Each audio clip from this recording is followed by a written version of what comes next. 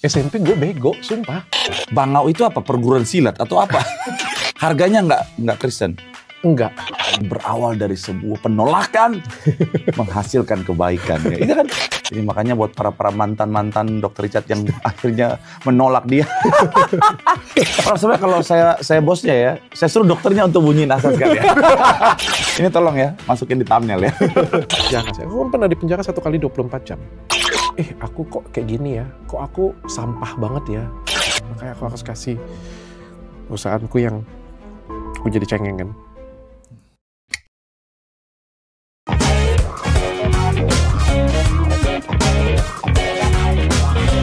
Oke, kembali lagi bersama dengan saya Pendeta Marcel Serang dalam PBB Jalan-Jalan. Dan kita bisa lihat sekali lagi ya bahwa PBB podcast ini semakin hari makin kaya.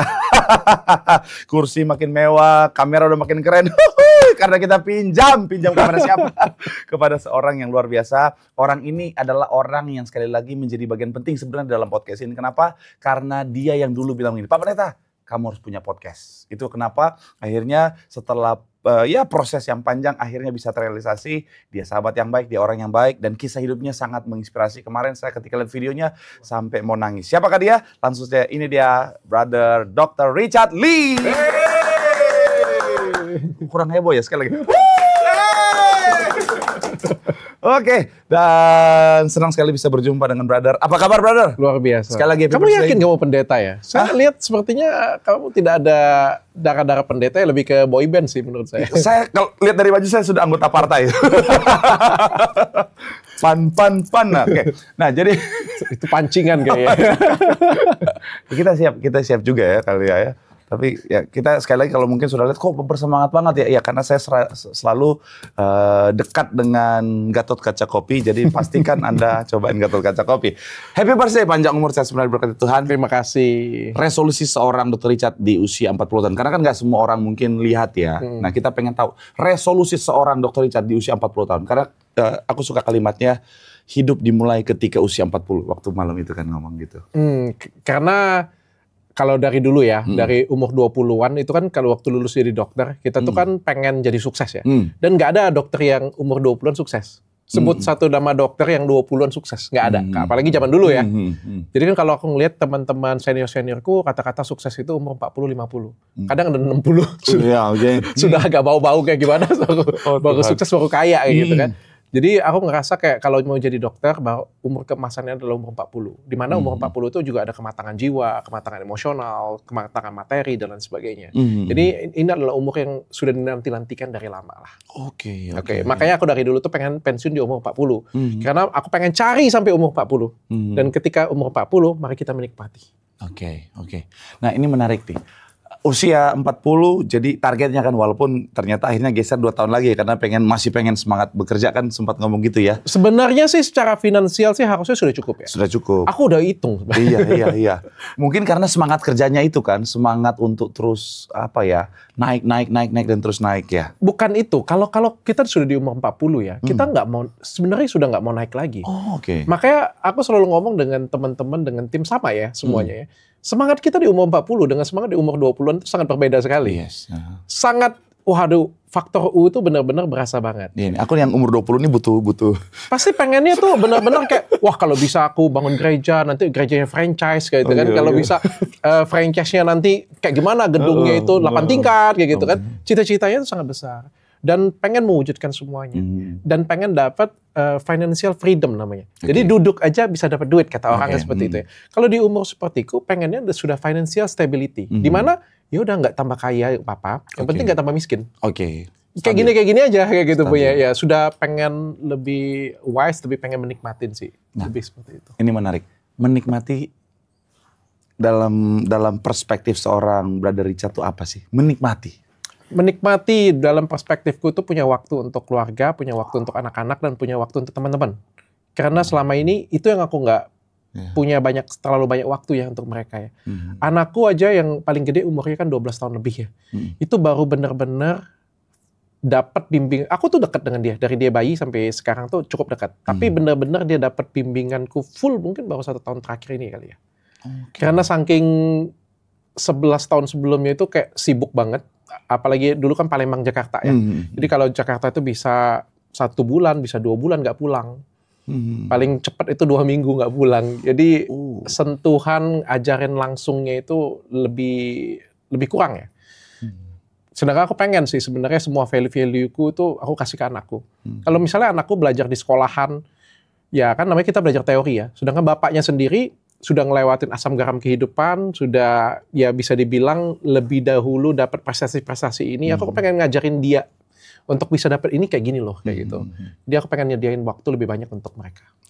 Wow, itu tadi ya, bahwa balik lagi ya, ingin bersama dengan keluarga. Artinya menikmati dalam perspektif seorang Dr. Richard adalah punya waktu untuk keluarga, istri dan anak-anak ya. Nah, dan tadi udah sempat dengar ya bahwa memang kerja kerasnya belasan tahun itu luar biasa. Artinya benar-benar kalau kita bisa lihat hari ini kalau boleh sukses, boleh berhasil, itu karena kerja keras yang luar biasa. Tapi kalau kita balik lagi sebentar ya.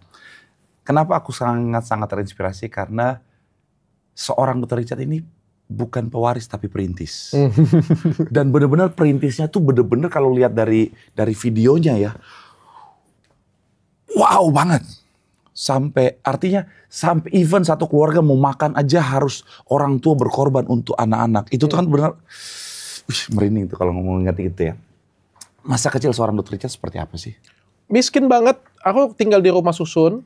Untuk sekolah susah, untuk makan aja susah. Jadi papa mamaku itu bener ya. Kalau ikan itu bukan ikan yang mahal, itu ya ikan yang murah gitu. Badannya itu setengah untuk aku, kanan untuk aku, kiri untuk adikku, kepalanya itu untuk papa dan mamaku. Dan kamar mandi itu jongkok, terus pintu kamar mandi itu kayu, yang atas dengan bawahnya itu bolong. Aku selalu ngomong kalau misalnya aku bawa cewek datang ke rumah. Aku sampai lulus kuliah itu nggak punya cewek, nggak punya pacar. Karena siapapun cewek yang aku ajak, nggak ada yang mau sama aku. Begitu datang lihat rumah aku semuanya mundur, nggak ada yang mau muncul lagi. Kalau aku ngajak jalan misalnya kayak gitu ya, ajak naik oplet kan, dulu kan nggak ada Grab, nggak ada kendaraan apa ya, naik oplet nggak ada yang mau. Jadi benar-benar aku nggak ada yang mau dengan aku. Rumah kontrak, kredit, dan setiap tahun itu pasti jadi masalah nasional. Misalnya mau perpanjang kredit kan, itu pasti jadi masalah nasional tuh. Entah pinjem ke perusahaan, pinjem ke keluarga-keluarga. Untuk komputer aja, dulu kan komputer tuh SD, SMP itu harus punya komputer. Karena itu kan lagi Intel tuh pada waktu itu lagi gila-gilanya, yang kata orang tuh salah satu ilmu yang paling bagus itu adalah komputer ya. Jadi papa mamaku tuh berusaha nyediain komputer supaya anaknya itu tetap bisa sekolah dengan baik. Dan itu jadi masalah nasional, cuma beli 1 PC komputer doang. Tapi papa mamaku tuh benar-benar fokus pendidikan. Karena dia percaya, dia miskin, susah, papaku tuh nggak lulus SMA bahkan. Cuma lulusan SMP, mamaku tuh lulusan SMA. Tapi mereka percaya, satu hal yang melepaskan mereka dari kemiskinan adalah pendidikan. Walaupun sekalipun keadaannya terbatas, tapi orang tua berjuang untuk pokoknya anak. Pendidikan yang terbaik untuk anak. Nggak peduli apapun itu, mau mereka susah, mau mereka arisan, mau mereka ngutang, mau apapun, pokoknya pendidikan yang terbaik untuk anak, karena mereka percaya pendidikan ini yang akan merubah semua perekonomian. Dan akhirnya, sepertinya itu juga akhirnya dirasakan oleh anak-anak. Artinya, saya kan kemarin waktu di acara ulang tahun itu, saya duduk bersama dengan sahabat waktu SMA dan sampai kuliah, SMA sampai SMA. SMA kalau kuliah katanya satu kampus beda satu universitas beda kampus doang di jurusan. Jadi sampai beda. Dan dia bilang begini, Dr. Richard memang dari dulu dia memang seorang yang dalam belajar tuh serius banget, selalu juara. SMA doang. Oh iya. SMP gue bego, sumpah. SMP gue apa karena dikasih komputer pas SMP?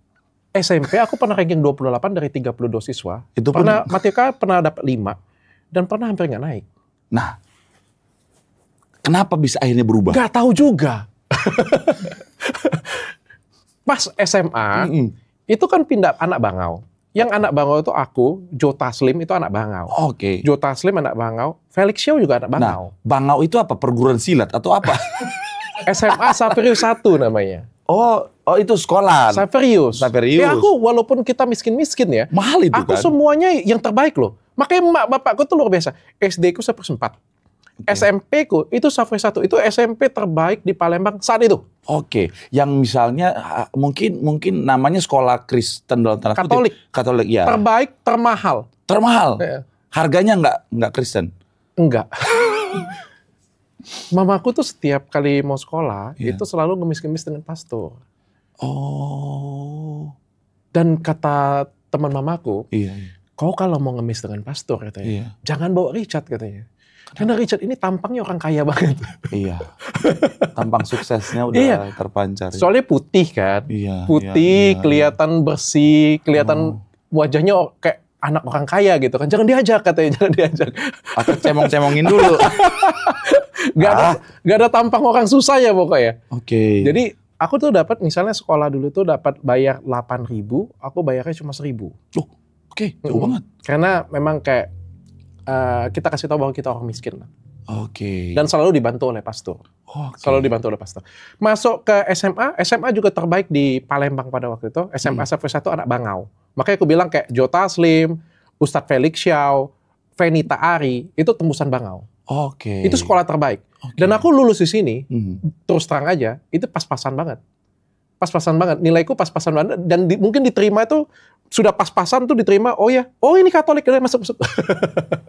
Maksudnya lulus waktu SMP masuk SMA? Iya. Atau pas SMA lulus? Waktu SMP ke SMA-nya. Oke. Waktu SMP ke SMA kan penerimaan pendaftaran tuh kan. Itu nilaiku pas-pasan untuk bisa masuk ke SMA itu. Karena itu SMA terbaik kan. Oke. Nah, dan akhirnya pas SMA itu berprestasi katanya kata teman ya. Prestasiku, titik balik kehidupan pertamaku itu di SMA. Apa yang membuat, itu yang penasaran. Aku bertemu dengan seorang yang namanya itu sama-sama kayak aku, orangnya nggak pintar, biasa aja. Terus kami naksir seorang cewek yang sama, namanya, aku sebut lah ya, namanya aku naksir dia, aku ditolak, juga naksir dia, ditolak juga. Jadi berteman ada dua orang bersahabat yang sama-sama ditolak oleh waktu wanita ini. Berteman dengan sangat aneh, karena aku nggak punya, dulu tuh nggak punya banyak teman. Jadi berteman cuma dengan dia pagi, siang, malam, pagi, siang, malam.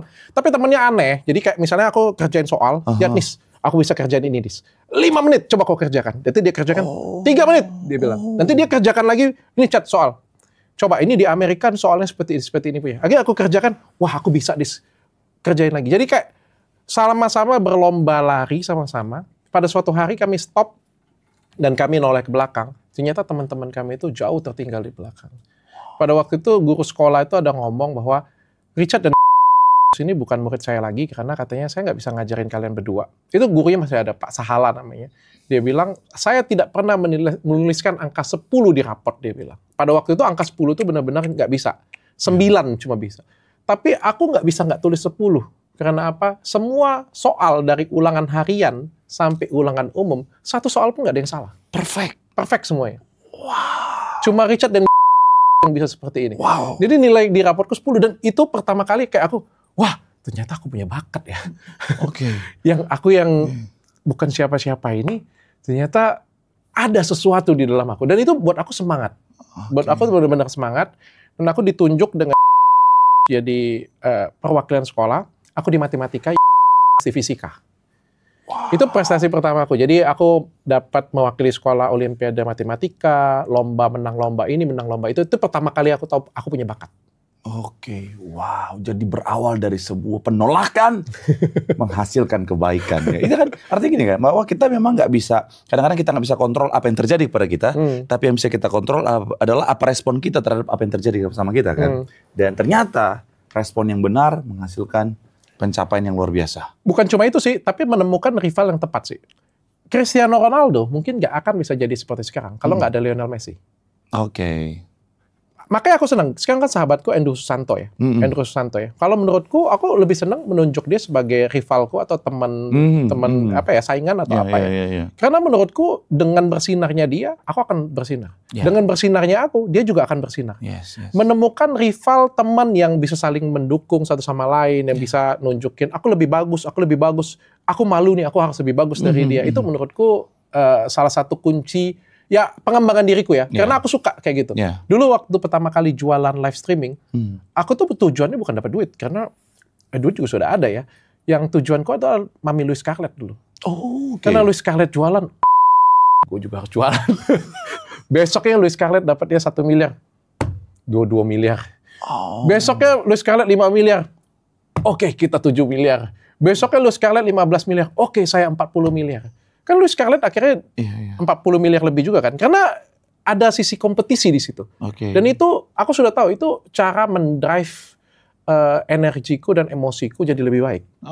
Nice. Jadi makanya ini pelajaran buat setiap kita ya, bahwa kalau lihat orang diberkati jangan iri, jadikan motivasi supaya apa? Semakin hari kita semakin lebih baik. Dan inilah yang terjadi ya. Wow, keren banget.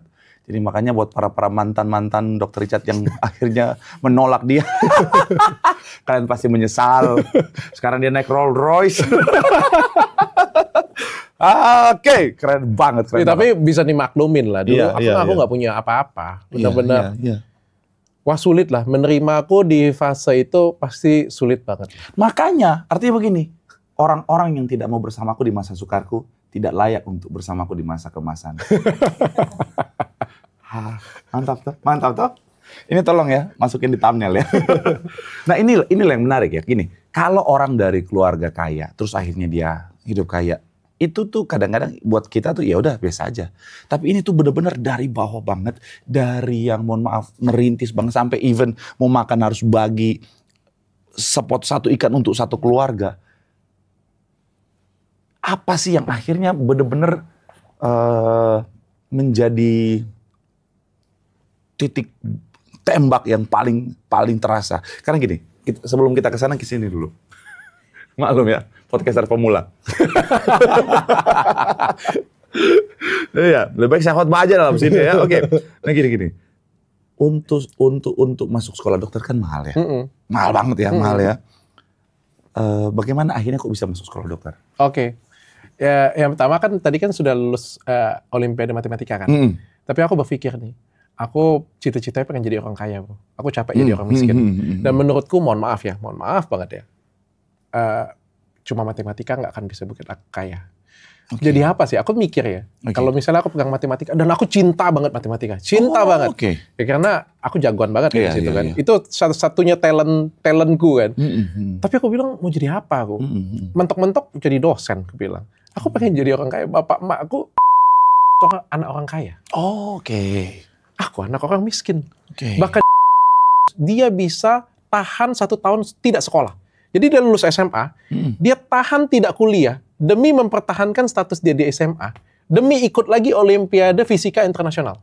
Dia menang emas 2 kali internasional, terbaik di dunia. Ini bener, ini real sampai. Sedangkan aku levelnya cuma nasional, nggak sampai ke internasional. Jadi benar-benar nggak. Cuma bedanya adalah orang kaya. Dia bisa impiannya, misalnya main bola basket kayak gitu punya. Ya silakan lah. Tapi harus berkaca. Aku ini orang miskin, aku ini orang susah. Aku pengen jadi orang kaya. Di otakku pada waktu itu kalau pengen kaya jadi dokter. Maka aku mati-matian pengen jadi dokter. Tapi kan papaku nggak kasih izin. Aku sampai nangis bener-bener terseduh-seduh pada waktu itu. Aku pengen jadi dokter, tapi papaku nggak kasih izin karena papaku bilang nggak mampu sekolahin. Karena kan dokter mahal. Mahal dan lama lagi. Kan? Dan sudah itu bertingkah pula anak ini kan, sudah mau dokter maunya UI. Pokoknya nggak UI, karena aku ngerasa aku pintar, aku punya bakat, aku mampu. Secara pendidikan. Tapi papaku bilang nggak bisa. Dia bilang, dia mau masukin aku di manajemen. Pada waktu itu adalah sekolah swasta yang biasa lah di Palembang. Aku nangis.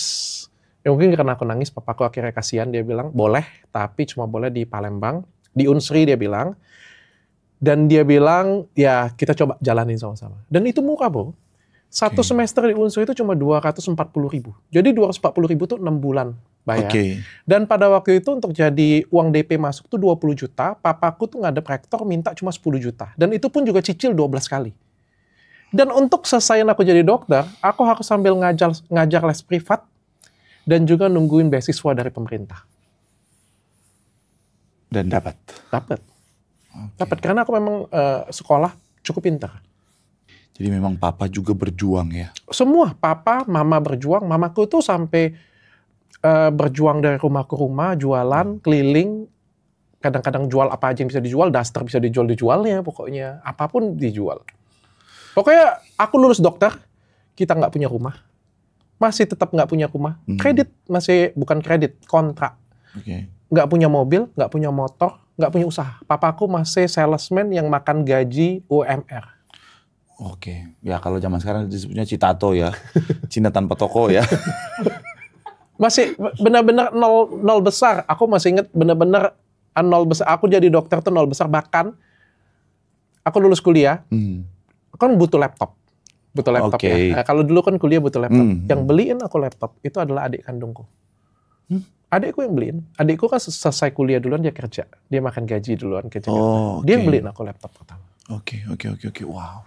Jadi memang ya satu keluarga benar-benar saling support ya. Nah, ini kan dokter kan ada prosesnya kan. Artinya sarjana kedokteran dulu, baru akhirnya harus 2 tahun lagi jadi dokter atau gimana? Iya benar. Jadi sarjana kedokteran habis itu jadi dokter 6 tahun aku. 6 tahun kan. Dan aku lulus sempurna, tidak ada keterlambatan sedikit pun. Salah satu lulusan paling cepat. Dan mohon maaf, lulus masih susah. Masih susah, masih miskin. Terus habis itu ngapain? Tinggal di lorong. Kerja 1 bulan kerja di kehutanan. Kerja di kehutanan itu di outsource namanya. Pertambangan minyak gitu. Kita jadi dokter di situ. Jadi dokter di sana, wah enak, gaji gede. Belasan juta lah kita ngomongnya. Pada waktu itu belasan juta itu sudah gede. Padahal kerjanya makan tidur. Karena kan yang nambang cuma 15 orang. Bayangin 15 orang, 1 hari berapa yang sakit? Oke. Jadi cuma ada 2 orang di situ yang kerjanya itu hampir makan gaji buta. Yang pertama aku, dokter. Yang kedua itu yang bunyiin azan. Jadi dia cuma kerja 5 kali 5 menit. Cuma azan doang 5 kali 5 menit, habis itu main catur lagi dengan aku. Iya. Padahal sebenarnya kalau saya bosnya ya, saya suruh dokternya untuk bunyiin azan sekali ya. Iya, dirapel ya. Nggak boleh kalau. Nggak boleh ya? Soalnya pertambangan itu kan standarnya internasional.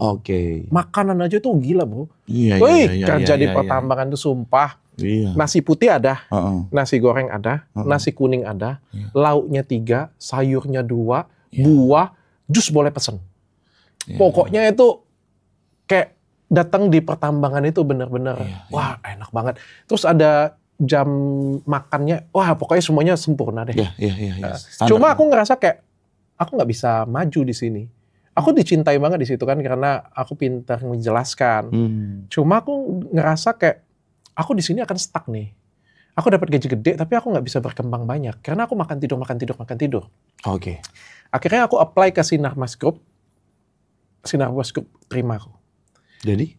Sinarmas Group itu grup kehutanan di Palembang pada waktu itu. Jadi dia terima aku dan aku harus kerja di hutan.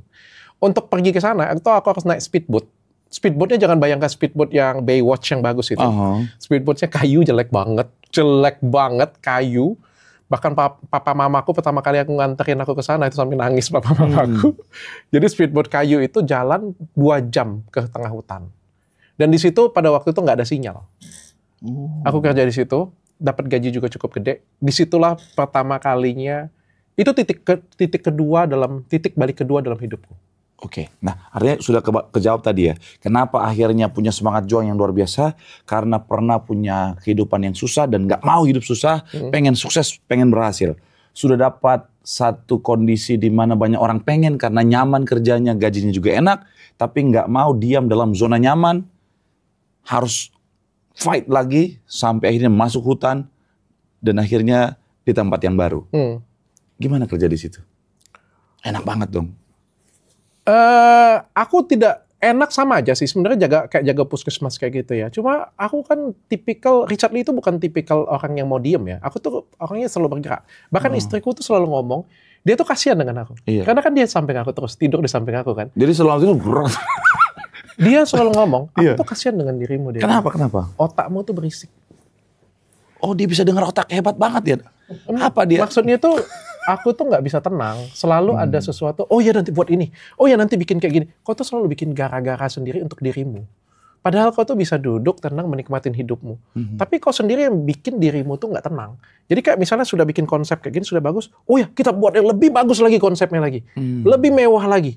Lebih oke lagi. Padahal kayaknya kok bisa tenang deh duduk kayak gitu punya. Seberisik itu otakmu berpikir kayak gitu punya. Nah, aku tuh tipikal yang seperti itu kalau bekerja. Jadi disuruh jagain klinik, pegang pasien, kayak aku nolak. Wah, ini kekecilan deh untuk aku. Aku pengen yang lebih besar dari ini. Ini perusahaan 8.000 karyawannya. Masa aku sendirian dokter? Aku pengen bikin klinik ini jadi usaha yang bagus, dokternya ada banyak, perawatnya ada banyak, bahkan keuangannya itu nggak butuh lagi dari perusahaan. Jadi aku pada waktu itu ngajuin diri, bukan keren ya sebenarnya. Aku dulu ngomong dengan perusahaan, Pak, saya bilang, keluarkan saya dari perusahaan ini, saya bilang. Saya pinjam duit dari perusahaan. Toh kan perusahaan kan ada karyawan kan dibayar asuransi. Keluarkan, saya pinjam duit dari perusahaan, saya bikin klinik ini. Saya bilang, karyawan yang berobat di sini, saya akan klaim duitnya ke asuransi. Bapak tidak keluarkan duit sepeser pun dari perusahaan, Bapak tidak usah pikirkan alkesnya, Bapak nggak usah pikirkan uang obatnya. Saya akan putar sendiri. Saya cuma butuh satu. Saya pinjam duit perusahaan untuk bikin usaha ini. Oke. Dan itu tuh benar-benar di-appreciate oleh perusahaan pada waktu itu. Dan itu yang bikin aku tuh berkembang besar. Dia approve waktu itu? Dia approve. Wow. Dia approve. Dan bukan cuma dia approve, aku jadi bintang perusahaan, aku menang lomba di perusahaan. Setiap tahun di perusahaan aku dapat prestasi. Dan benar-benar karyaku tuh dihargain. Makanya selalu ngomong dengan anak muda, kalau yang tanya dengan aku, Dok, bagaimana caranya sukses? Kerja dengan orang. Kalau kalian nggak punya apa-apa, kerja dengan orang. Cari tempat kerja yang bagaimana? Satu, yang mentornya mau ngajarin kamu. Yang kedua, adalah orang yang kasih kesempatan. Karena tempat kerja yang paling penting itu adalah kasih kamu kesempatan untuk tumbuh. Bukan gaji gede. Dia kasih kamu kesempatan untuk explore diri kamu, untuk berkembang, untuk tumbuh. Dan perusahaan kemarin itu kasih aku benar-benar kesempatan untuk berkembang besar. Wow. Sampai akhirnya aku dapat gaji puluhan, ratusan di situ. Pertama kali aku beli mobil Yaris second. Yaris second aku beli 169 juta aku beli. Wah, itu sudah bangga banget. Papa mama aku udah keren banget. Kayak Richard Lee keren banget. Aku beli ruko pertama kali bukan beli rumah dulu karena mau usaha. Otak bisnis kan mau usaha. Beli ruko di pinggiran kota. Itu nggak sampai 1 miliar aku beli. Aku bikin apotek bawahnya sambil kerja. Dan akhirnya ruko itu pertama kalinya, lantai 2-nya, pertama kalinya Athena dibangun di situ. Oke. Nah, kenapa masuk, artinya gini, ini yang pertama yang menarik adalah latar belakang keluarga bukan pebisnis, tapi otak bisnisnya jalan banget. Oke. Nah, kemudian kepikiran ke dunia kecantikan tuh gimana? Kalau aku ngomong papa mamaku tuh pebisnis. Papa mamaku tuh pinter bisnis, cuma masalahnya mereka sekolahnya nggak selesai aja. Kalau sekolah mereka sekolahnya tinggi mungkin ya, mereka juga jadi orang kaya juga. Cuma kalau papaku orangnya terlalu baik. Papaku tuh kalau punya duit, royal dengan keluarga, dengan saudara, dengan siapapun lah. Makanya aku selalu ngomong, papa ini bukan tipikal orang yang bisa kaya, aku bilang. Karena apapun yang kau dapat, aku bilang, pasti akan ter-share dengan orang lain. Mamaku tuh orang yang benar-benar pebisnis banget, jualan nomor 1, jualan. Tapi mungkin karena skup dan keterbatasan pendidikan, keterbatasan modal, akhirnya jadi. Tapi semua darahnya ada di aku nih, ada di aku. Dan aku suka bisnis, aku bikin gebrakan, aku di perusahaan juga sukses, jadi bikin apotek dan lain sebagainya, dan menikah. Menikah itu yang aku ngomong ada di video kan. Menemukan pasangan yang tepat adalah tips untuk sukses. Karena kalau kamu ketemu pasangan yang, bayangin, mak bapaknya aja banyak minta-minta, keluarganya banyak ngutang, bermasalah, itu kayak kamu mau terbang tinggi kayak ditahan. Kamu bisa bayangin nggak kalau misalnya kamu punya istri yang, kayak aku ya, aku kan pasti kan pasienku cewek-cewek. Artis-artisnya cewek-cewek semua. Namanya juga kecantikan, nggak mungkin harus cowok-cowok kan. Kau bayangin kalau misalnya istriku begitu lihat, langsung lihat merotot. Cemburuan, atau aku nggak boleh ini, nggak boleh itu. Kan akhirnya aku mau terbang, ketahan. Harus menemukan seorang pasangan yang tepat, yang bisa mendukung kamu, yang bisa support kamu, yang bisa buat kamu terbang jadi lebih tinggi. Maka harus ketemu dengan pasangan yang tepat. Aku menikah dengan Reni itu, dari titik awal pacaran dengan dia, aku sudah tahu. Otakku jalan, bukan hatiku yang jalan. Otakku jalan, dan aku sudah ngomong, ini adalah wanita yang sangat tepat untuk nemenin hidup aku. Wow. Sebelum hatiku jalan, otakku dulu yang jalan. Ini adalah orang yang paling tepat untuk menemani hidup aku. Nggak ada lagi yang lain. Aku jalani dengan dia. Tadi mau pelan-pelan, tapi ternyata dia juga suka dengan aku, ya kenapa harus pelan kan? Gitu ya. Akhirnya kita menikah, dan aku menikah pure dari uangku sendiri. Yang lain, banyak keluarga yang lain kan menikah kan disupport bapak ya, disupport mama ya. Aku benar-benar 100% uangku sendiri, aku bikin pestaku sendiri pada waktu itu, dan bagi aku itu sudah besar ya. Bagiku tuh pada waktu itu sudah besar. Dan Reni itu pada waktu itu belum lulus kuliah. Sebentar lagi mau lulus kuliah. Jadi aku tanya dengan dia, Ren, kamu mau apa? Aku mau kamu kerja, aku bilang. Walaupun aku bisa semua, aku mampu, dan pada waktu itu aku sudah lebih baik lah di perusahaan, sangat baik bahkan di perusahaan. Dia bilang dia suka kecantikan. Oke. Saya bilang, saya bikinkan kamu klinik. Nah, namanya itu Athena. Jadi itulah awal mula. Betul. Memang ya, istri yang tepat menghasilkan berkat yang banyak. Dan aku nggak pikir, dan aku nggak pernah terpikir akan gabung di Athena. Benar-benar tidak pernah terpikir. Kenapa gelarku yang di belakang namanya Mars? Karena itu manajemen administrasi rumah sakit. Karena tadinya aku berpikir Eka Hospital itu akan buka di tengah hutan. Dan semua pimpinan perusahaan itu sudah bilang, Dr. Richard ini calon direktur rumah sakit. Makanya aku ngambil Mars. Karena aku tuh cita-citaku sudah, wah, direktur rumah sakit nih. Direktur rumah sakit nih. Cinta banget aku dengan kerjaanku kan. Aku bikinin klinik di dekat Reni itu, nggak terpikir satupun itu akan aku ambil duitnya. Pokoknya dia sibuk aja deh. Pokoknya kayak gitu. Supaya nggak ganggu aku juga kan. Tapi ternyata 1 tahun Athenanya berdiri, aku di PHK. Wow, kesayangan. Sudah digadang-gadang nanti kalau buka rumah sakit jadi direktur rumah sakit. Kok di PHK? Patah hati nggak tuh? Sakit hati bisa. Bukan coba patah hati ya, sakit hati ya. Why? Sampai beberapa tahun dipecat itu aku masih sakit hati loh. Karena kalau di perusahaan itu ada yang namanya kalau ada presiden, kalau presiden diganti, biasanya tuh menteri-menteri kesayangan juga pasti akan dicopot. Nah, aku tuh karena amat sangat kesayangan dari CEO yang lama dan pimpinan yang lama, dan begitu itu diganti, rezimnya berubah, maka aku dicabut juga. Ya, tetap di mana-mana ya, dunia politik juga.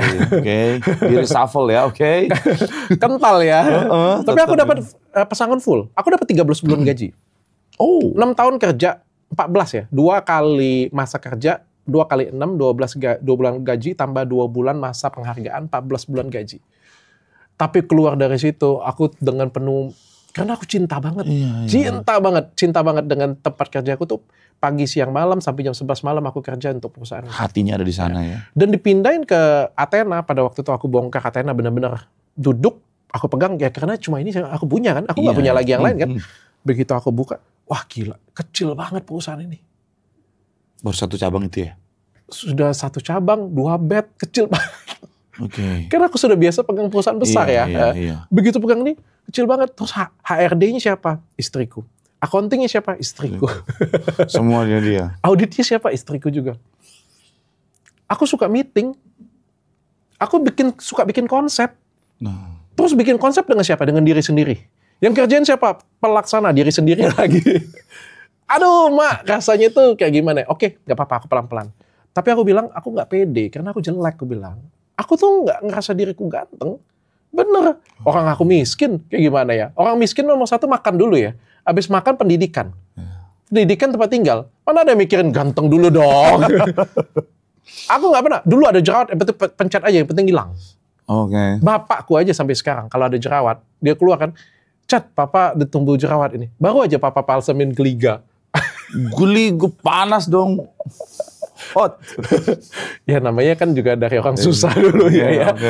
Ya dulu kayak gitu, sesusah itu. Makanya tuh nggak kepikiran ganteng, nggak pikiran ganteng.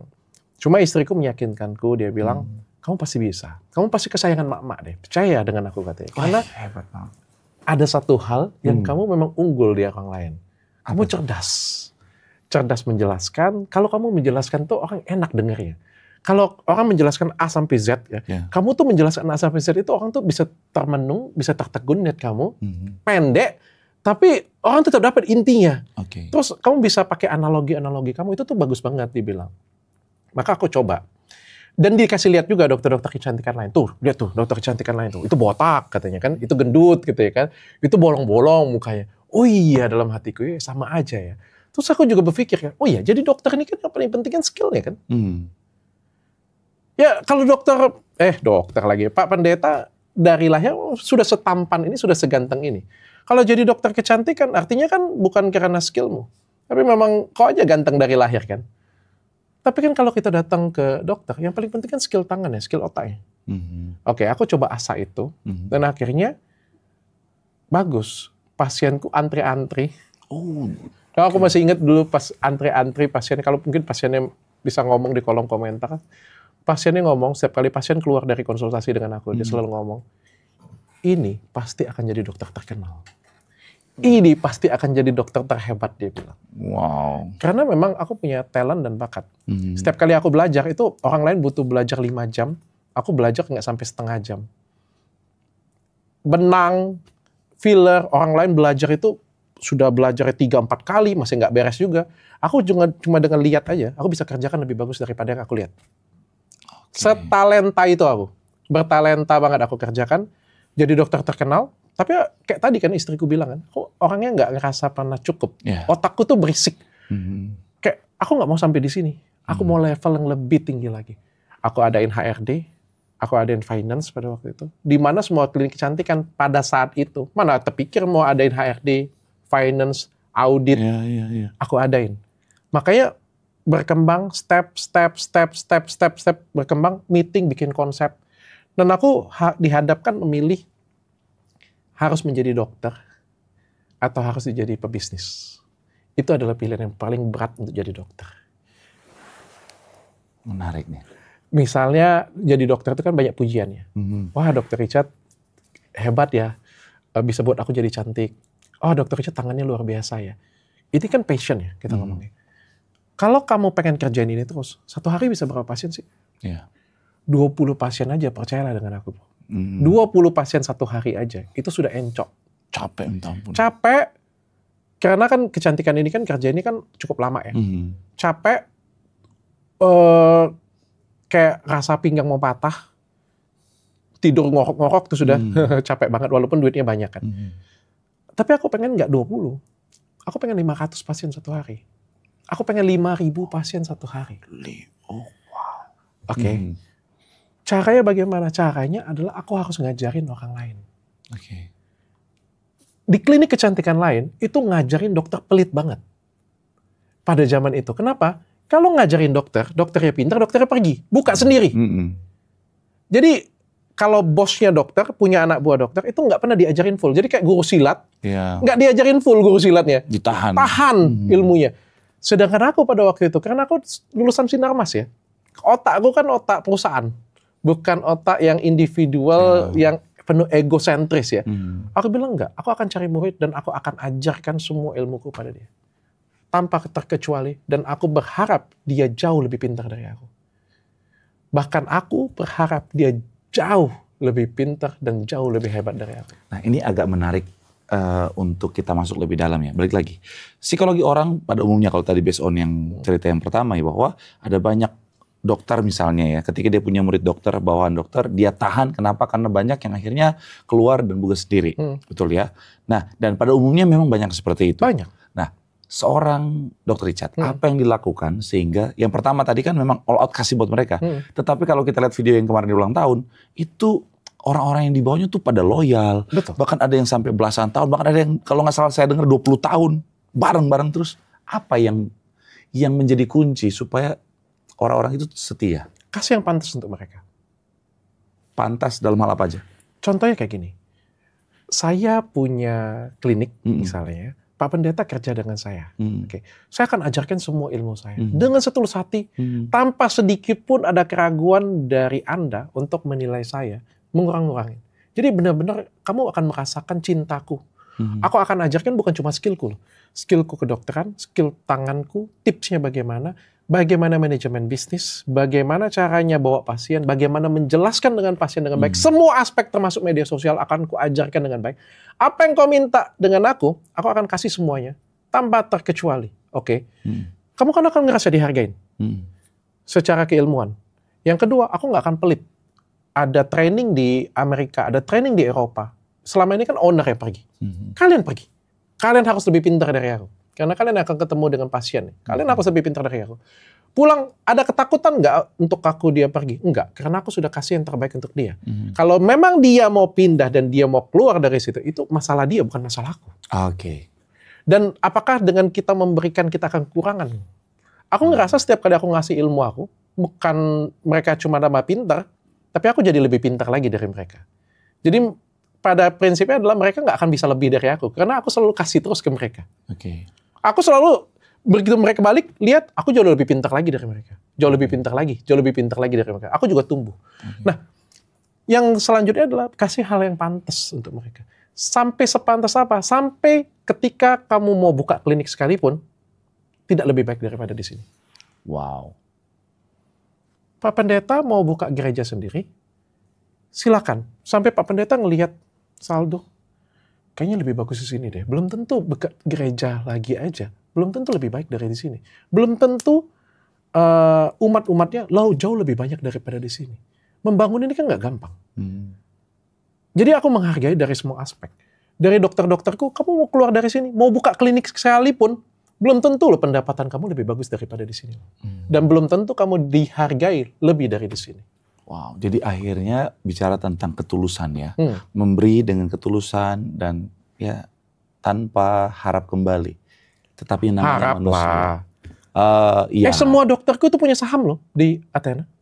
Oh, wow. Semua dokter-dokter utamaku itu punya saham di Athena. Oke.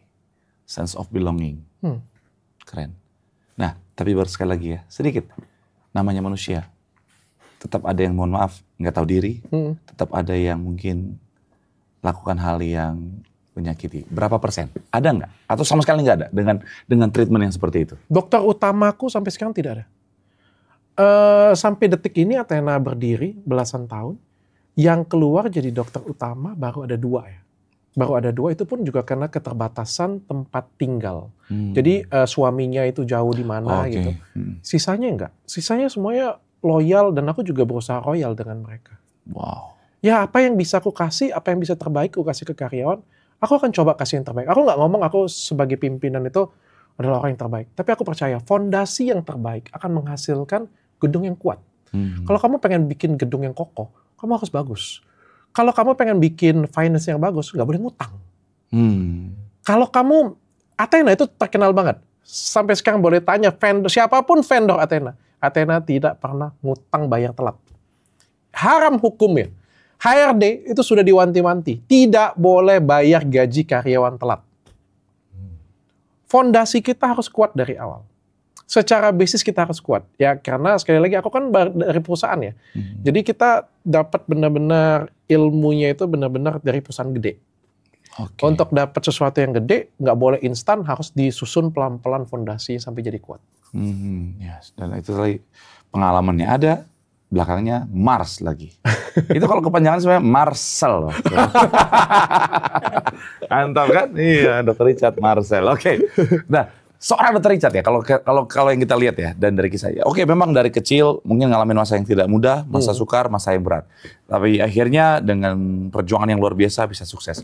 Dan selama ini yang terlihat ya, Dr. Richard adalah orang yang optimis, orang yang cerdas, orang yang selalu bersemangat, orang yang sekali lagi kayaknya tough banget, kuat banget. Bahkan kemarin beberapa teman, Bang Hotman bilang, kalau bisa dibilang seperti apa sih seorang Dr. Richard, dia orang yang beraninya luar biasa. Ya. Pernah nggak ngalamin masa di mana kayaknya gue capek banget, gue lemah banget? Setiap hari kali ya.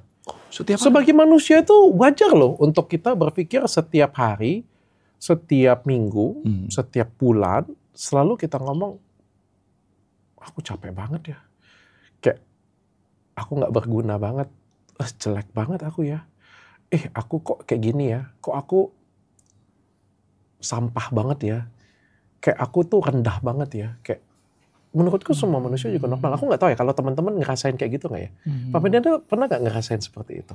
Ada saat dimana memang down, ada saat dimana memang ya merasa kurang aja, merasa kurang. Tapi sering. Kalau bilang sering, nggak juga sering karena sekali lagi kita berusaha untuk selalu mengucap syukur dalam segala keadaan ya. Aku sering. Sering. Tapi kemampuanku untuk pulih itu cepat. Oke. Jadi setiap kali aku ngerasa kayak gitu, waduh aku jelek banget ya aku, capek banget ya aku, rasanya pengen berhenti ya. Tapi nggak sampai 1-2 jam, aku selalu kasih tahu dengan diriku bahwa apapun yang terjadi, besok matahari tetap akan terbit dari timur. Apapun yang terjadi, hari besok tetap akan datang. Oke, nice. Nah, ini kita coba pisahkan sedikit ya. Kita coba pisahkan ketika misalnya kita ngerasa jelek karena mungkin kita nggak puas dengan apa yang kita kerjakan ya. Tapi ada juga di sisi dimana kita puas dengan apa yang kita kerjakan, dengan apa yang kita capai. Tapi untuk bertahan di sini itu kayak capek banget. Selalu bro, tapi sekali lagi semangat itu kan datang terus ya. Aku selalu berpikir kayak gitu kok, tapi satu hal yang bikin balik lagi ya semangatnya lagi. Aku selalu ngomong dengan anak buahku, kalau kamu pengen sukses, tahu dulu kelebihan dan kekurangan kamu. Itu nomor 1. Ada 3 tips sukses versiku. Apa? Ya selalu di mana-mana. Yang pertama, kamu harus tahu kekuranganmu. Oke. Pendeta Marcel, apa kekuranganmu? Tulis, catat. Contoh ya, kalau kekuranganmu adalah mata kirimu, maka setiap kali berantem, pasti kamu akan melindungi mata kirimu. Pasti dong, karena kamu tahu kekurangan kamu. Apalagi kalau kamu tahu lebihnya kamu. Masa lebihnya kamu tangan kanan pukulnya tangan kiri? Kayak gini lagi kan? Kamu harus tahu dong, lebih kurangnya kamu apa. Yang nomor 2, kamu harus tahu siapa musuh kamu. Kalau musuh kamu satu komplotan, geng nih, ada 100 orang. Kamu harus tanding dengan dia, harus berantem dengan dia. Kamu sendirian. Apa yang kamu lakukan? Lari, bos. Yes. jangan berantem. Lari. Karena kita lihat ada 100 orang. Cuma kalau misalnya kita ngelawan orang, cewek, kurus kering, kayak kurang gizi kayak gitu punya, lemah. Apa yang harus kamu lakukan? Ajak berantem. Ya kan, jadi kita harus tahu siapa kita, siapa musuh kita. Ketika tahu itu, kita fokus. Nah, 3 itu aja. Semua masalah hidup kamu akan selesai. Apapun itu.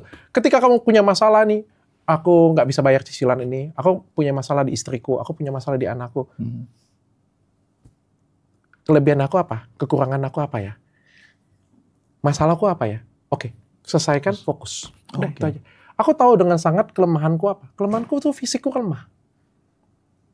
Kelihatannya aja fisik kuat. Fisikku tuh sangat lemah. Makanya dari dulu aku ngerasa kayak, kalau orang bisa kerja 8 jam, orang tuh bisa mampu mengerjakan suatu hal. Aku nggak mampu. Aku punya fisik tuh lemah. Jadi kalau misalnya orang lari, main futsal, bisa 45 menit lari ya. Aku 5 menit. Itu kayak rasanya tuh. Karena aku tahu fisikku tuh nggak kuat. Orang tendang bola kaki, kuat, kenceng banget. Aku sih benar-benar di depan gawang. Baru bisa gol. Aku punya fisik itu benar-benar nggak bagus. Tapi nggak kelihatan loh. Aku benar-benar punya fisik yang tidak bagus. Aku punya apa yang bagus? Aku punya ini yang bagus. Aku punya kreativitas yang bagus. Aku punya semangat yang bagus. Semangat inilah yang nge-drive badanku jadi seperti sekarang. Semangat inilah yang nge-drive badanku besok bangun kerja lagi. Tapi aku pikir, aku tahu badanku ini lemah. Aku nggak boleh tidur malam. Jam 10, aku harus tidur. Aku harus bangun pagi. Aku tahu aku nggak suka olahraga. Aku sangat tidak suka olahraga. Aku nggak suka keringetan. Maka aku harus makan dijaga. Aku harus imbangin. Karena aku tahu siapa diriku. Aku tahu kelemahanku. Supaya aku bisa ngedrive diriku jadi seperti sekarang. Kalau enggak, aku akan hancur pasti. Wow. Aku nggak bisa tanding lari dengan Pendeta Marcel. Pasti kalah aku. Belum tentu sih. Kita juga. Oh iya. Capek juga. Nah, artinya itu tadi ya. Ini kalau bahasa Alkitab itu berhikmat ya. Kita harus tahu. Dan kalau dari 3 prinsip tadi itu, kayaknya Anda baca buku Sun Tzu ya. Iya, itu teknik peperangan semua itu. Ketahuilah siapa dirimu, siapa lawanmu. 1000 peperangan, 1000 kemenangan. Keren banget. Nah, sepanjang perjalanan ini pertanyaan yang sekali lagi mungkin hampir mirip dengan pertanyaan sebelumnya. Kapan seorang Dr. Richard merasa bahwa ini adalah benar-benar titik terendahku?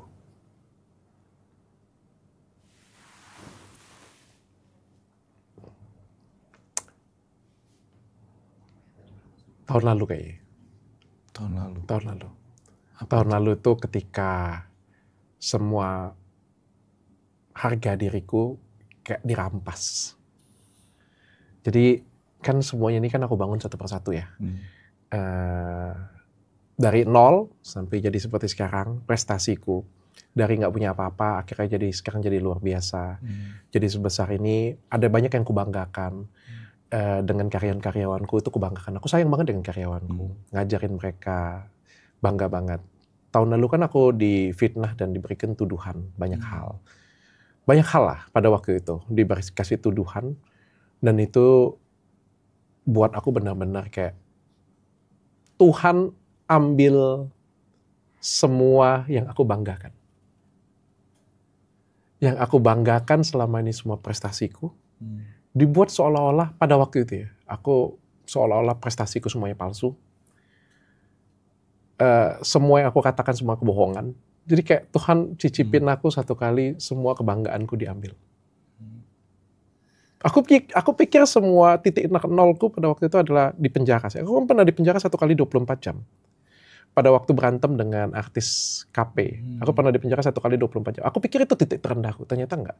Titik terendahku ketika Tuhan mengambil semua yang aku banggain. Dan setiap orang itu punya kebanggaan berbeda. Contoh. Ada orang yang bangga dengan uangnya. Ketika uangnya diambil, aduh rasanya. Ada orang yang keterikatannya, kemelekatannya itu pada anaknya. Waktu anaknya meninggal, itu rasanya dunia itu sudah mau berakhir. Ada orang yang kemelekatannya itu pada pekerjaannya. Ada yang kemelekatannya pada prestasi-prestasinya. Dan aku pada prestasi-prestasiku. Bukan pada duitku. Aku nggak peduli duitku. Aku nggak peduli yang lain. Tapi begitu prestasiku tuh seolah-olah diambil. Rasanya sakit banget. Tapi aku belajar satu hal itu. Dan yang ngajarin istriku. Aku nggak tahu ya ada atau nggak di agama yang lainnya. Tapi kan ini kan cukup kental di agama yang Buddha ya. Jadi istriku pada waktu ngomong dengan aku. Itu namanya kemelekatan, dia bilang. Di dalam ilmu Buddhism, dia bilang, kita tuh selalu belajar untuk menghilangkan semua kemelekatan kita. Tapi itu bagus sih, dia bilang. Jadi kita harus hilang semua kemelekatan itu, dia bilang. Kau harus ikhlas. Kau nggak boleh kebahagiaanmu kau letakkan kepada anak. Kau nggak boleh kebahagiaanmu kau letakkan pada suami. Ketika kau kebahagiaanmu kau letakkan pada suamimu selingkuh atau suamimu meninggal, maka selesai hidupmu. Kau nggak boleh meletakkan kemelekatanmu pada anakmu. Anakmu akan menikah. Anakmu mungkin akan melawanmu. Anakmu mungkin akan pergi. Ketika itu terjadi, hancur hidupmu. Hidup kita ini adalah bagaimana cara kita belajar dari melepaskan kemelekatan kita itu. Oke, kita sayang duit boleh, tapi kita nggak boleh melekat dengan duit. Kita sayang karyawan boleh, tapi kita nggak boleh melekat dengan karyawan. Wah, tapi susah banget, bro. Susah banget. Itu kan yang ku bangga-banggain, ku pegang-pegang. Kayak, ini piala dunia, kamu dapetin, susah payah, kamu bangga-banggain, semua orang elu-elukan. Suatu hari kamu dibilangin piala itu palsu. Sakit rasanya. Tapi kan aku diajarin satu hal untuk melepaskan kemelekatan itu. Dan akhirnya aku, alhamdulillah, lebih baik. Jadi lebih dewasa, jadi lebih bijaksana juga. Sulit, Bo. Sulit banget. Anda jadi pendeta ya. Orang bilangnya pendeta hebat, pendeta luar biasa. Siapa yang kasih itu semua? Tuhan. Bayangkan suatu hari itu diambil dari dirimu. Sangat tidak mudah. Tapi aku senang sih bahwa hal ini kan buat aku jadi lebih dewasa, jadi lebih bijaksana.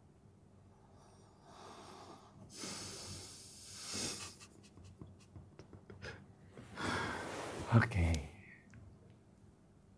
Berapa lama pulihnya itu? Cepet. Aku tuh cepet sakit tapi cepet pulih. Oh iya. Aku tuh orang yang fast pace dalam hidupku. Fast pace banget. Sedangkan istriku tuh orangnya slow pace banget. Dia memang kelihatan banget dominan perasaannya kencang sekali. Jadi kalau aku selalu ngomong di rumah, aku tuh tombol di hidupku tuh cuma ada satu tombol, gas. Jadi kalau mobil itu cuma ada gas, nggak ada rem. Aku menikah dengan dia itu baru ada remnya.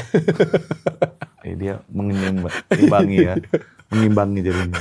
Oke. Dan apa yang dipelajari selain ya jangan terikat ya? Kalau sekarang sih cara untuk aku beruntung satu hal. Aku beruntung dari dulu aku mengerjakan semuanya tulus hati. Aku bukan aku nggak berbohong dengan karyawanku. Aku nggak menipu karyawanku. Aku buat semuanya, mencoba paling nggak yang terbaik dalam versiku. Aku memberikan keluargaku yang terbaik. Aku coba memberikan juga yang terbaik yang bisa aku kasih untuk orang benar-benar setulus hatiku. Sisanya kan kalian yang akan merasakan cinta itu. Kok bisa bayangin pada fase itu kalau semua karyawanku bilang, wah bosku nggak kayak gitu. Aku akan diserang dua arah. Yeah. Atau istriku atau anak-anakku berpikir bahwa enggak, Richard bukan suami yang baik. Pura-pura aja kelihatan baik atau apa. Ada kepalsuan, ada kebohongan di sana. Dan aku kan enggak. Paling enggak aku mencoba setulus hatiku menjadi suami yang baik. Aku bukan suami yang terbaik, tapi aku paling enggak mencoba jadi yang terbaik. Dengan karyawanku, dengan semua pasienku, dengan semua perusahaanku, dengan semua yang nonton, aku coba kasih yang terbaik. Kalau misalnya memang aku kurang, ya udah, aku akan coba perbaikin aku akan coba jadi lebih baik lagi. Karena hidup ini kan tentang belajar dan tetap memperbaiki. Bagaimana kita belajar memperbaiki. Itu aja sih. Paling nggak kan aku dalam setulus hati. Aku nggak pengen punya niat jahat untuk kalian semuanya. Aku nggak mau mencelakakan kalian. Kalau bisa aku mau semua karyawanku dapat gajinya jauh lebih layak. Kalau bisa lebih layak lagi. Kalau bisa mereka kaya raya dari aku. Kalau bisa ya, aku akan coba kasih yang apa yang terbaik yang aku bisa kasih untuk kalian semuanya. Dan akhirnya pada saat itu di titik terendah mereka nggak ninggalin ya? Atau ada yang dunia akan menilai kamu sendiri. Semua tuduhan bisa dituduhkan kepada kamu. Semua. Tapi kan yang buat kamu bahagia adalah isi kamu. Orang akan melihat isi, at the end of the day, orang akan melihat isinya bagaimana. Oke. Ada nggak orang yang ketika berada Richard di bawah, dia yang dulunya baik, dia yang dulunya mendukung, berpaling? Orang terdekatku harusnya nggak ada ya. Ada beberapa kesalahpahaman, tapi menurutku nggak berpaling sampai mau menjatuhkan, nggak ya. Nggak ada sih. Aku sih baik-baik semua sih. Karyawanku semuanya oke. Timku oke semua. Terus aku berhutang budi dengan mereka. Wow, kalian luar biasa. Oke. Aku nangis tuh dengan karyawanku loh. Oh, mau lihat nggak? Aku rekam kemarin videoku nangis. Boleh bagi videonya ya. Boleh. Nanti Terus istriku ngomong. Kan aku nangis ya. Aku nangis, aku rekam. Ini kapan nih? Pada saat masa itu? Kapan ya? Iya kayaknya ya. Aku rekam. Ini bukti Richard Lee punya air mata. Aku rekam, terus istriku lihat, terus istriku ngomong apa. Kamu ya katanya, dengan aku aja nggak keluarkan air mata, dia bilang. Dengan anak-anak, kamu lebih sayang karyawanmu daripada saya dengan aku, dia bilang gitu. Terus kok nggak aku bilang apa? Aku menjamin kehidupanmu. Aku menjamin kebahagiaanmu dan aku tidak pernah ragukan itu. Aku menjamin kehidupan dan kebahagiaan anak-anakku. Tapi hari ini, aku gagal meyakinkan diri. Aku bisa melindungi karyawanku, aku bilang. Aku gagal jadi pimpinan yang baik untuk karyawan-karyawanku, aku bilang. Dan aku ngerasa aku nggak bisa melindungi mereka. Jadi air mata ini untuk mereka, aku bilang. Aku nggak ngerasa gagal aku bisa ngelindungin kamu, aku bisa ngelindungin kamu kok. Mohon maaf lah ya. Kalau jelek ya. Nyata sendiri itu.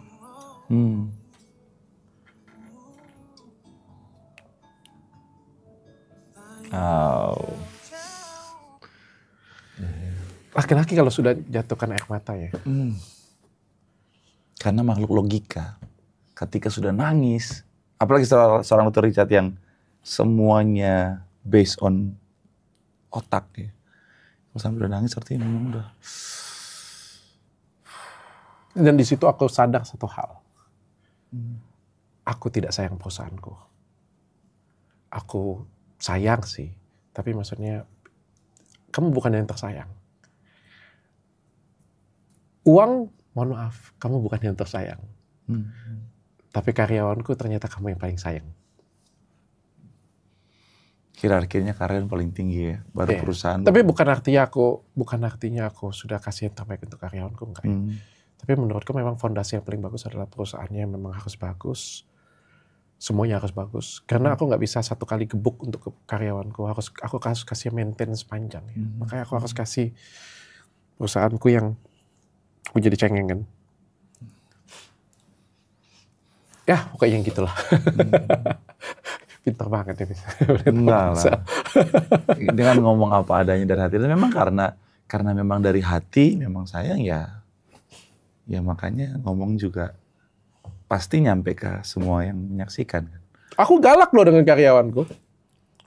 Galak. Tapi karena cinta. Iya. Tapi boleh tanya karyawanku. Aku marah, tapi habis itu aku nggak dendam. Marahku itu ngajarin. Iya. Marahku tuh ngerangkul. Dan katanya habis marah langsung aku Bagi transfer bonus, ya. Jadi banyak karyawan yang berharap aku pengen dimarahin hari ini gitu. Enggak, karena menurutku mereka masih tidak tahu standar bekerja yang bagus bagaimana. Dan standar kerjaku kan standar kerja, mohon maaf ya, aku kan kerjanya memang luar negeri. Aku memang pengennya kan nggak boleh pelit dalam kerja, 100% dalam kerja, 200 kalau bisa 300%. Dan orang Indonesia, mohon maaf, nggak semua orang Indonesia bisa ngikutin itu. Makanya itu aku keras dengan mereka. Tapi walaupun keras aku tuh mendidik. Sayangnya itu didik. Pengen, aku tuh punya passion tuh guru. Mungkin karena anak Olimpiade Matematika, terus jadi guru les privat ya. Selalu pengen buat orang tuh pinter, selalu pengen buat orang tuh sukses. Seneng kalau orang tuh sukses, seneng kalau orang tuh pinter. Makanya kita kan baru ketemu berapa kali ya, udah bisa menghasilkan podcast ya. Ya, masih kan pertama kali ketemu kan, aku langsung bilang kan, aku langsung kasih kayak, walaupun dia nggak minta, tetap aku kasih tahu kan. Gini, harus gini. Sok jadi mentor ya. Tapi berdampak dan kerasa banget gitu loh. Dari seorang yang kita cerita sedikit melebar ya. Ada banyak orang ketika viral, naik, hilang. Tapi ketika aku mengikuti masukan yang mungkin dari beberapa pertemuan yang singkat itu, dampaknya bisa long term kan. Makanya waktu kita ketemu di sini kan, kok bisa panjang ya? Ya kan Anda yang kasih saya masukan. Tapi nggak semua orang bisa mendengarkan itu loh. Itu dia. Sayang banget. Ilmu sesuatu yang berharga kalau nggak kita terima dengan baik, sayang banget. Padahal itu mahal. Iya. Amin, kita doakan Pak Pendeta makin kaya. Amin. Untuk jadi berkat, punya hati untuk jemaat, kalau saya hati jemaat. Harus jadi kaya loh. Dengan kamu jadi kaya, kamu bisa bantu orang lain. Ya, karena itu tadi, kaya tidak dosa loh. Yang penting adalah itu tadi keterikatan. Makanya pastikan semua itu harta, kekayaan, jabatan, jangan sampai masuk menguasai hati, sampai di tangan. Karena kalau sudah menguasai hati, itu yang bisa berbahaya buat kita. Kemelekatan. Wah, thank you banget. Ini obrolan yang sangat luar biasa. Sangat memberkati. Mohon maaf ya kalau ada yang kurang ya. Bagus banget loh ini. Ini podcast terbaik selama PBB berdiri. Baru satu podcast ya tapi. Enggak. Tapi semua tamu saya bilang begitu sih. Enggak. Bisa cek semua boleh. Satu pesan terakhir buat penonton PBB.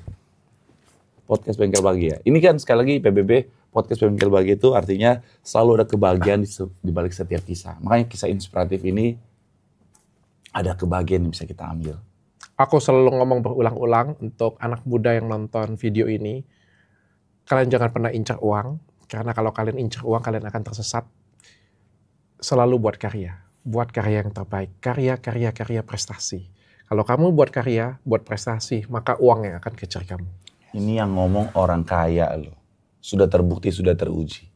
Jadi kalau misalnya kadang-kadang kalau mungkin saya ngomong, kadang-kadang mereka nggak percaya. Ini yang ngomong yang punya Rolls Royce lagi. Jadi balik lagi, jangan uang motivasi, tetapi sekali lagi karya, fokus pada tujuan. Berkat itu akan mengikuti ya. Pasti. Oke. Thank you. Sama-sama. Tuhan memberkati selalu, sehat selalu, Brother Dr. Richard bersama dengan istri, bersama dengan keluarga, anak-anak yang lucu, yang pintar itu diberkati Tuhan selalu. Amin. God bless you. Sampai jumpa di episode selanjutnya. God bless you. Bye-bye. Bye.